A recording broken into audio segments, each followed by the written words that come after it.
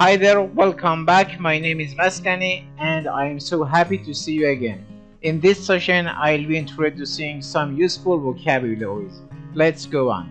The first word is toil. Toil means hard work, or to work hard, or move with difficulty. Examples. Number 1. The feeble old man toiled up the hill. Number 2. After years of toil, scientists disclosed that they had made progress in controlling the dreaded disease. Number 3. Despite all his toil, Fred never succeeded in reaching his goal. Blunder. Blunder means a stupid mistake, or to make a stupid mistake, or stumble, or saying clumsily. Examples. Number 1. The exhausted boy blundered through the woods. Number 2. Bert's awkward apology could not make up for his serious blunder. Number 3. The general's blunder forced his army to a rapid retreat. Daze.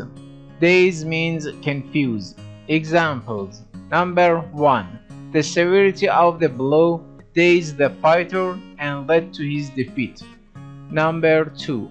When he ventured out of the house at night, the child was dazed by the noise and the lights. Number 3.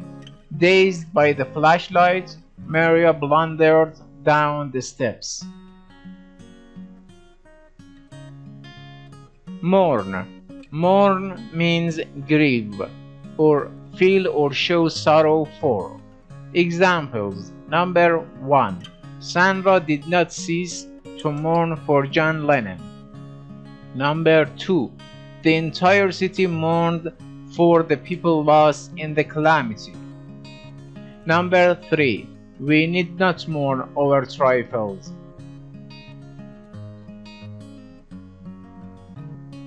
Subside. Subside means sink to a lower level, or grow less.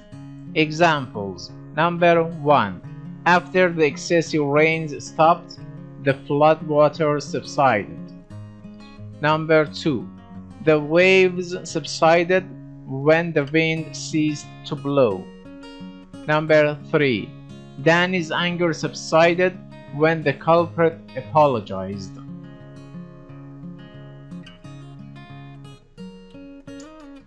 Maim.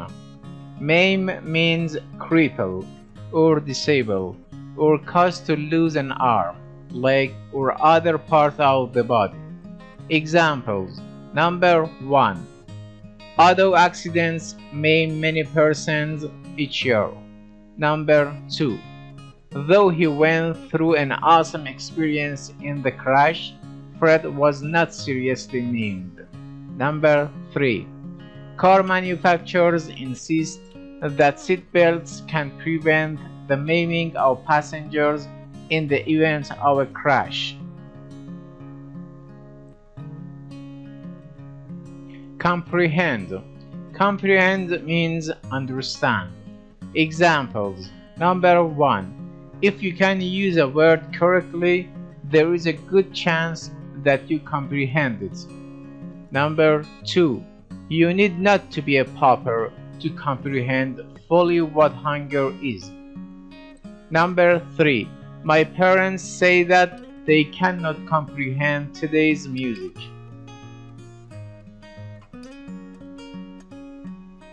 Command. Command means praise, or hand over for safekeeping. Examples. Number 1. Everyone commended the mayor's thrifty suggestion. Number 2. Florence commended the baby to her aunt's curl. Number 3. The truth is that we all like to be commended for good work.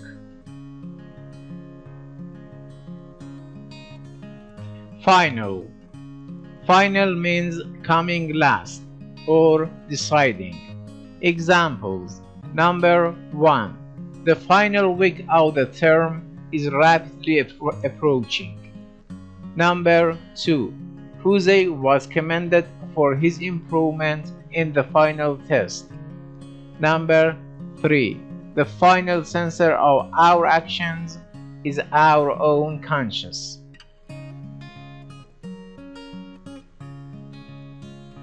Exempt. Exempt means make free from or freed from. Examples. Number 1. Our school exempts bright pupils from final exams. Number 2. School property is exempt from most taxes. Number 3. Juvenile offenders are not exempt from punishment.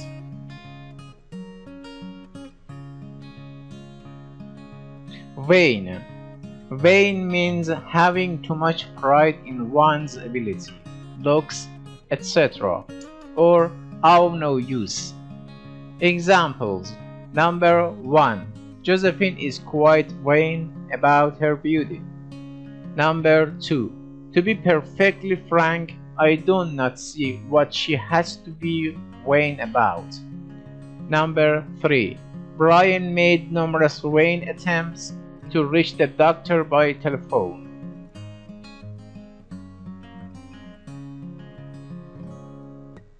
Repetition. Repetition means act of doing or saying again. Examples. Number 1. The repetition of new words in this book will help you to learn them. Number 2. Any repetition of such unruly behavior will be punished. Number 3. After a repetition of his costly mistake, Jerry was fired from his job. Words in use. Camp safety. For years, a furniture salesman from Connecticut, Mitch Kerman, has toiled carelessly for the passage of a youth summer camp safety bill. Why? Because his son David was drowned when his canoe overturned in the raging waters of the Penobscot River. The camp counselors leading the trip were inexperienced, had blundered into dangerous waters, and had no life jackets for the canoers. Mr. Kerman was naturally dazed by the tragedy. But rather than merely mourn his loss and wait for the painful memory to subside, he began a campaign that took him on hundreds of journeys to speak to governors, senators, and congressmen. He had learned that 250,000 children injured or maimed annually in camp accidents. It was hard for him to comprehend why we have laws that outlaw mistreatment of alligators, coyotes, birds, and bobcats, but we have no law to prevent disasters to children in summer camps. Whenever he went, Mr. Kerman was commended for his efforts, but he received only trifling support from the lawmakers. One bill requiring people to put on life preservers when they took to the water died in the final reading. Another such bill exempted private ponds and lakes, exactly the water where most summer camps are located. Even a bill calling for a survey of camp safety conditions was at the first defeated. Mr. Kerman's struggle so far has been in vain, but he continues his battle to avoid a repetition of the accident that took his son's life. Thanks for watching. I'll see you soon in the next session.